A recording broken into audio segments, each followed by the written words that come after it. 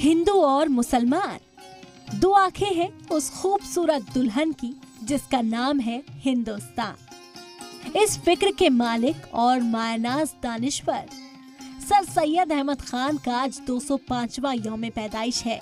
इस खास मौके पर मुल्क और दुनिया भर में फैले AMU से जुड़े तलबा और साबिक तलबा उन्हें खराज अकीदत पेश कर रहे हैं।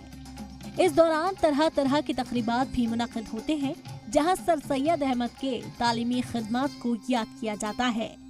अलीगढ़ मुस्लिम यूनिवर्सिटी के बानी सर सैयद अहमद खान की पैदाइश 17 अक्टूबर 1817 में हुई थी। तालीमी शोबे में उनकी बेहतरीन खिदमत की ही देन है कि आज अलीगढ़ मुस्लिम यूनिवर्सिटी दुनिया भर में मुल्क का नाम रोशन करती है। इस खास मौके पर AMU कैंपस में त्योहार जैसा नजारा रहता है।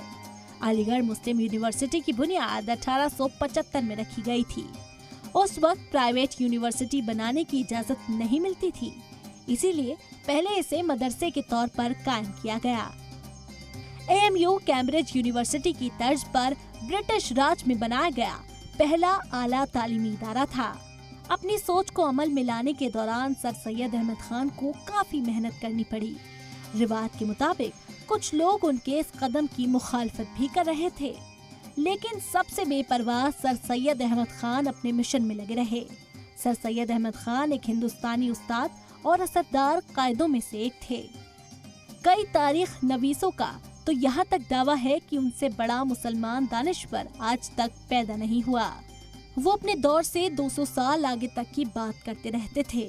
शायद ऐसी ही शख्सियत के लिए मशहूर शायर अल्लामा इकबाल ने कहा है कि हजारों साल नरगिस अपनी बेनूरी पे रोती है, बड़ी मुश्किल से होता है चमन में दीदावर पैदा।